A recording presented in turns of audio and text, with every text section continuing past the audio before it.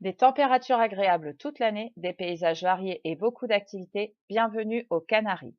L'archipel, composé de 7 îles, est situé au large des côtes marocaines à 3h30 de vol de Paris. Concentrons-nous sur deux de ces îles, Lanzarote et Fuerteventura. La première, Lanzarote, l'île au volcan.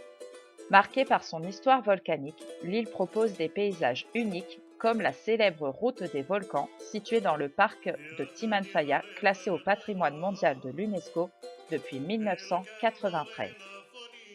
Des paysages quasi lunaires, des panoramas grandioses à perte de vue. L'île, avec ses façades blanches et ses volets bleus, rappelle certaines îles grecques. Célèbre pour son vin, l'île exporte peu le fruit de ses vignes plantées dans le sol volcanique. De superbes randonnées sont à faire, notamment le long du sentier côtier à proximité d'El Golfo, que nous voyons ici. L'île est également célèbre pour ses marais salants, notamment les marais de Ranubio. Voyons maintenant le parc naturel de Rameos del Agua, célèbre pour sa grotte creusée par l'érosion de l'eau, et c'est également un site unique. On peut y voir le contraste de l'eau limpide et de la roche volcanique. On peut également y visiter le musée sur les volcans, très bien documenté. Nous voyons ici une piscine aménagée par l'homme pour les visiteurs. Mon coup de cœur sur Lanzarote, c'est l'hôtel Volcan, 5 étoiles, situé à 10 km du parc naturel de Timanfaya et à 300 mètres du petit village de Playa del Banca, typique et agréable. Les chambres sont réparties dans 20 maisons typiques, spacieuses et bien équipées. Le personnel est accueillant, l'hôtel propose une très bonne table, il a beaucoup de charme.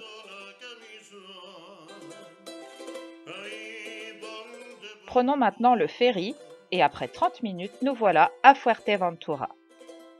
Fuerteventura, des dunes de Coralero à la superbe plage de Randia, l'île a un petit côté sauvage, idéal pour les amateurs de randonnée.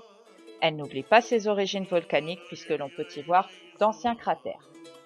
Le parc naturel de Coralero est composé d'immenses dunes de sable dont le blanc tranche avec le bleu de l'Atlantique. 1670 hectares de sable où l'on peut se balader ou simplement se reposer. Ce parc est aussi le lieu de nidification de plusieurs espèces d'oiseaux et l'habitat de petits reptiles. Un espace protégé où même la végétation est unique. Appelée l'île tranquille, Fuerteventura est composée de 13 aires naturelles protégées, les plus célèbres, Coralero, Tindaya et Bentaya. Mon coup de cœur, le Haut Club Randiamar, situé sur les hauteurs face à l'une des plus belles plages de l'île, l'hôtel est composé de nombreux équipements répartis dans son vaste jardin. Des chambres spacieuses et lumineuses bien équipées, une bonne table, une animation sympa et des espaces ados et enfants modernes, l'hôtel est idéal pour des vacances en famille ou pour les amateurs de bien-être, puisqu'il dispose également d'un très beau spa. J'espère que ce petit reportage vous aura inspiré pour vos prochaines vacances et je vous dis à bientôt pour de prochaines aventures.